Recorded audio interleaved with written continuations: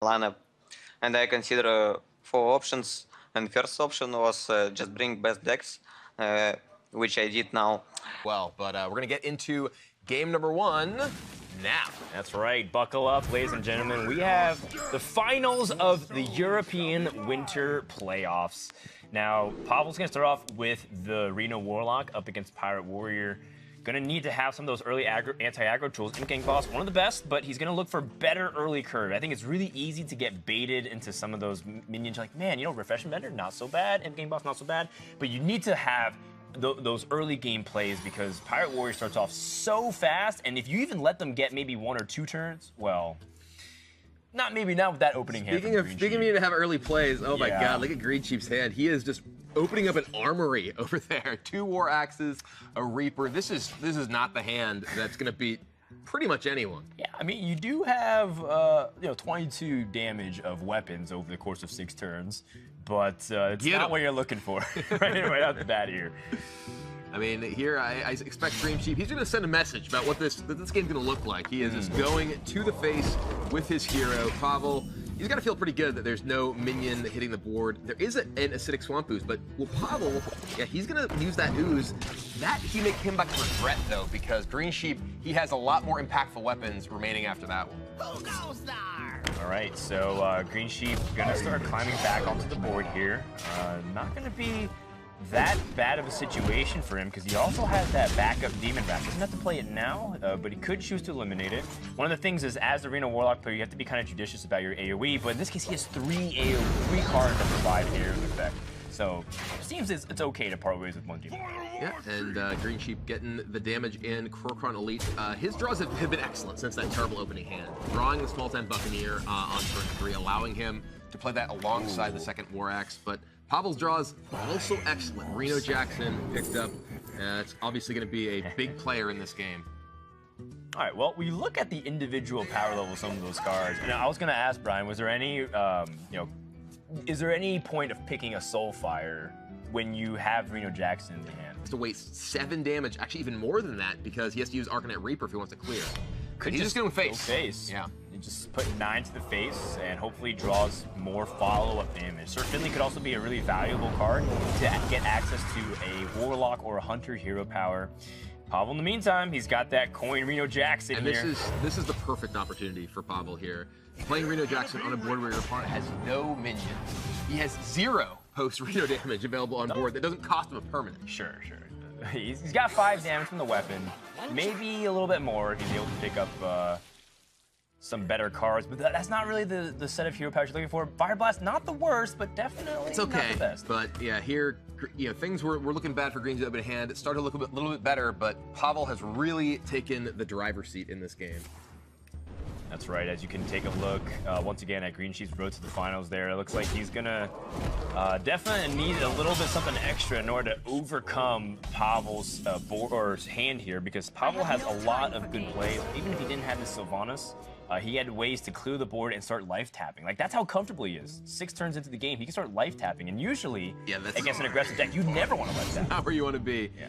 And yeah, greensheep, he's gonna play out as much as he can, just get in the damage he can.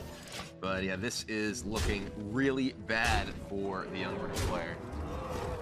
Yeah, well, Pavel does have access to more AoE, can clear the board this turn in a multitude of ways. Even his Hellfire plus Elven Archer that he picked up off of that Dark Peddler, he can clear everything and keep his Sylvanas if he wants it. But here, the Frothing Berserker, I like it. Yeah, he's gonna go ahead and get a massive Berserker. And I don't even know how big this is. I can't count that high. 9, turns out. Yeah, and threatening lethal potentially with all this damage and Leroy Jenkins on follow-up. This is when you know you're in a bad way. Elven Archer to the face. I like it. And Pavel takes a dominant game 1. That's right. Traditionally in Hearthstone Conquest metas, there's always been 2 or 3 decks that feels unanimous in terms of what you want to bring. But then the 4th one always feels like such a liability because you're trying to warp your strategy to ban around it. There's only so many decks that can be used to target, and people always say Reno Lock is one of the weakest. So it's very important that Pavel got that win, and now we head into the Warrior Mirror to see if he can continue his momentum. Yeah, and greensheep, much better opening hand here with the Buccaneer right away. He doesn't have a weapon to back it up, which can potentially lead him to some trouble. Pavel, though, though, also has the first mate, which will allow him to kill that Buccaneer immediately if he wants. Ooh, it's going to go ahead and just rock Sir Finley. Finds Fire Blast. That's generally considered the best or one of the best options in this matchup because it can interact with the board without costing you life like the hero powers that require you to attack. Right, the druid or rogue hero power. You know, the fact that you often are racing your opponent in the mid stages of the game really becomes a relevant thing. And once you snowball your victory, things like the mage hero power can really accelerate that because they. With this deck in the mid stage of the game, you know, something like, as you mentioned, the Korokron coming in, or a Frothing Berserker getting attacked into a 3-power minion. That 1 health left in that Frothing. I mean, we saw 9-1 Frothing win the last game. Yeah, you know, Pirate War is not exactly a deck of subtlety. It just tends to beat their got opponent axes very bluntly on the top of the nose there. Axes are sharp, they're not blunt. Yeah, but This is available to him. Yeah. That goes with the Steady Shot. This is one of the hero powers that's great in most of the matchups, but not necessarily as good in the Pirate Warrior mirror because so much of the game is about being on the board. It's actually very similar to the Armor Up hero power that you start with. You know, you're whittling your opponent down slightly rather than keeping you out of range. And the player who's ahead, you know, is happy to have the Steady Shot sometimes, but he in many cases rather have something that can actually interact with the board. And a little bit of awkward scenario here for both players. Greensheep not having strong plays 2 turns in a row. That's back-to-back hero powers in turns 3 and 4. And he's got 2 Arcanite Reapers, and what ends up being really awkward is when you have to use Arcanite Reaper to just trade into minions. Heroic Strikes, that's 12 plus Leroy, that's 18 just from the hand alone, with a little bit of extra upside because Mortal Strike can get buff damage. I mean, Pavel could be a couple of turns away from finding a lethal setup here. And I think that Pavel here was debating, do I want to hold on to this cultist? Do I want to try and find another pirate, maybe buff up my weapon, get a little bit more value out of it? But I think he recognizes, based on Greensheep's plays, that Greensheep's kind of struggling himself. He doesn't have much to fight from the board. He just wants to present that threat. And yeah, we see Greensheep use Arcanite Reaper to take out that minion. Wow. Whew, that's basically all of the burst damage in hand for Pavel. So he's out of repeat damage sources outside of really his hero power and that Sir Finley. So let's say you use Leroy Jenkins in this spot here, and you push the maximum amount, you push 8, you put your opponent at 13.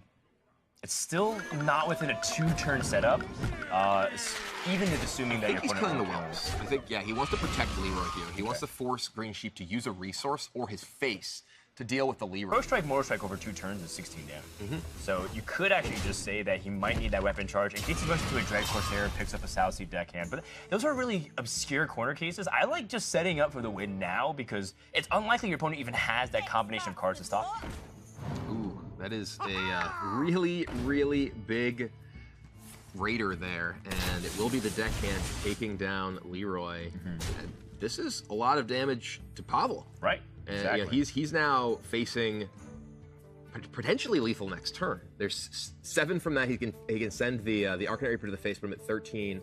Yeah, it's now Greensheep who's potentially representing lethal on the following turn, and Pavel who's gonna have to find a way to deal with it. Yeah. In my opinion. But then I noticed that Pavel has mismatched Mortal Strikes, which is just driving me crazy. Oh, one gold, One's gold, one's non-golden. non-gold. That is unacceptable. Yeah, that is definitely a pain for any tournament administrator. I feel for the esports team.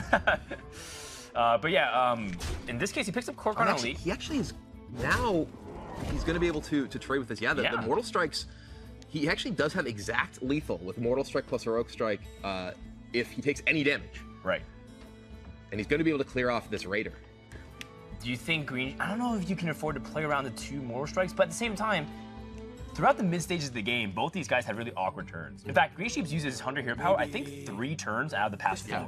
So it just shows you how awkward their hands are. I think both players are very well tuned to the fact that they have awkward hands, and it's probably filled with a lot of damage. Yeah, and Greensheep, he needs a taunt here. He needs something. He has... If Greensheep ever just plays Reaper and just says go. Like, if he plays Reaper and says go, there's no active Mortal Strike, and next turn he represents lethal. Oh, interesting. You mean, so just basically don't do a single point of damage. Deal no damage to your opponent, but he does not. He deals the damage, and that means Pavel has the damage. Mortal Strike, Heroic Strike, finish off Greensheep.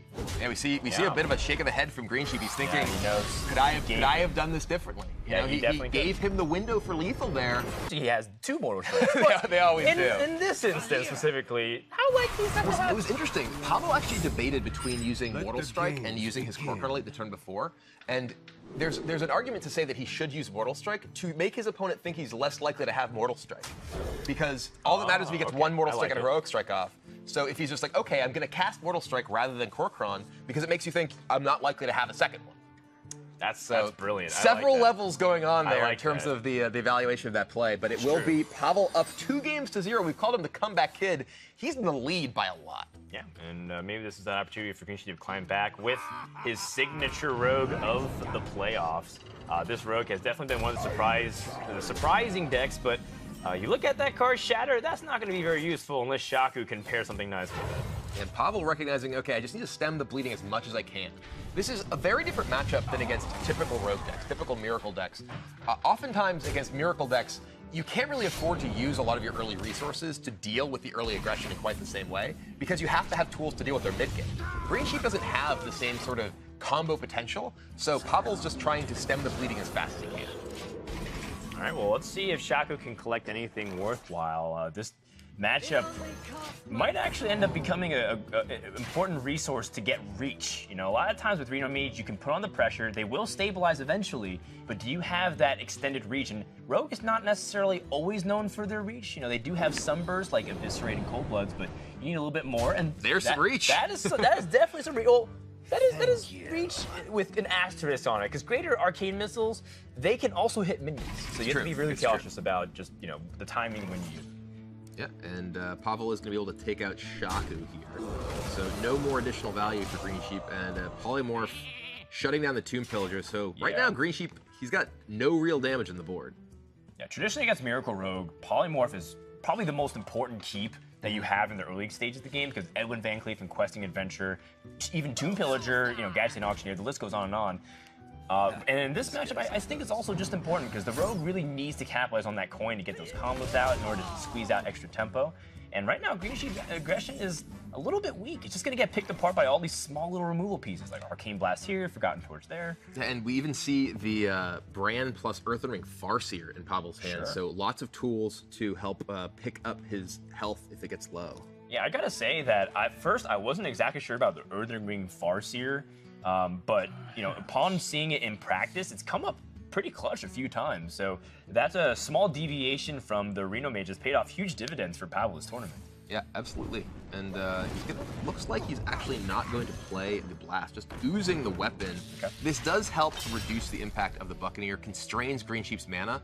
Greensheep really wanted to play Azure Drake this turn, but it makes it a lot more awkward in terms of the power of his Buccaneer. Right. Not to mention, in addition to that, he can save Arcane Blast with his Blood Mage Thanos. So, and he knows that 4 health is a pretty crucial breaking point for a lot of health on the minions of Rogue. Yeah, another minion picked up here that he'd love to have a weapon in play for. That South Sea deckhand, that'll be even more damage adding up, but Pavel has just stemmed the bleeding pretty much entirely. Certainly, and you look at Greensheep's hand, he's got some damage, but he's also got a little bit of awkwardness. Azure Drake's probably going to have to fish for something a little bit more. But Greensheep has a lot of burst, though. Look at that, Leroy and Shadow Step working together, and he has pulled it off even just earlier in this playoffs. It's true. We saw him with a huge burst damage to defeat Shanadachi earlier.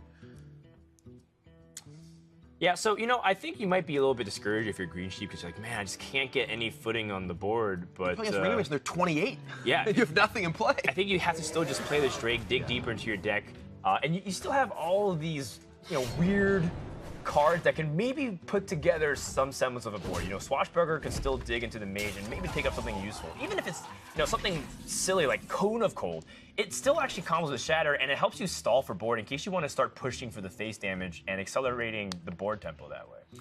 Yep. Pavel, though, picks up Refresh Reminder, even more healing, and if he wants to just play the Doomsayer and deny Greensheep a board entirely, that's what he's going to do, and we are getting to the very late stage of the game. That's when the Reno Mage is so powerful. It has such strong late game. Greensheep's deck is built to close out quickly. This has not been a quick game. No, in fact, the game should be over in most cases. But Reno Mage is pretty much just relatively unharmed here. Greensheep is going to go for a Leroy play and just Shadow Step it, so while he can collect that value and just don't feel like he loses too much by the Doomsayer, because you know, the Doomsayer, the loss of tempo that you have is huge. You know, you give your opponent an opportunity for a very clean turn 8. You know, for example, if Pavel wanted to just play 2 minions here with the Refreshment Vendor. The healing never ends. He plays so 2 strong. minions, one of the Refreshment Vendor, the other one's Brand. Back up to 29. And it's interesting to see that Reno Mage is the one with like a lot more resources right now. Yeah. If you look at it, Rogue's got 8 cards in the hand. But though many of them don't do that much, there's the Shatter, you know, there's the... He doesn't know that. It's true. All right, Greater Arcane Missiles just looking to either get some damage in or clear this board. He does not take out Brand, which was definitely part of his goal there. He attacked into it first. Yeah, I mean, he has the ability of removing it now. Looks like he's debating if he wants to remove the Refreshment Vendor, but Brand seems to be the bigger threat. Well, he's already Significantly attacked. bigger threat. He already attacked with his weapon, so he can't remove the Brand. You are correct. He's debating, okay, can I just get this damage in? Can I try and win this game? Through board presence, decides that's not going to happen. Right. So, if you're Pavel, are you really dirty afraid of right anything? into Flame Strike here for Yeah. Pavel. Oh my goodness! Pulls Clears out the rest the remaining Leroy, minions. the Brand getting both minions from Greensheep's hand. He has 2 Stranded Cold Bloods, an Arcane Explosion, and a Shatter. Pavel's still at 21 life. Yeah, at this point, Greensheep wishes he had a Gratisand Auctioneer in his deck, but he's got nothing else really going for him. And, you know, the fact that Pavel's going to be able to have Archmage and Tinnitus on the board, uncontested, this late into the game, just means that there's really nothing much that Greensheep can do. He's using all of his resources defensively. This is pretty much checkmate here from Pavel. As if he needed any more help. Not only does he have the Antonitis that is going to stick, he picks up Reno Jackson. He doesn't need the help, but it's there anyway. And so, looks like we're coming up on the close of this series here. Pavel doesn't really need anything more to seal his victory, and this would equivocate to a 3-0 sweep over Greensheep. Greensheep's fighting back. He's killing the trying. Antonitis. It does die, but he has a Shatter in hand as a rogue. Yeah, I mean, I think we've all been in this position where it just feels like we've gotten useless cards from our opponent's class. What else does Pavel really need The Rub here? and Reno. Yeah. And Greensheep sends out the well played. He will concede, and Pavel is the Europe Winter Champion. What a great story to just see Pavel come back from BlizzCon and just not really get complacent. I think a lot of tournament winners, you know, when they feel like they've hit the mountain, they can just take it easy for a while. You know, I don't need to like grind as hard on the ladder. I don't really need to do very much in tournaments. I don't even need to prepare much. I'm just going to try to play, take it easy. But Pavel comes back, wins another tournament, and he's going to the Bahamas as the championship #1 seed for Europe, the strongest region currently.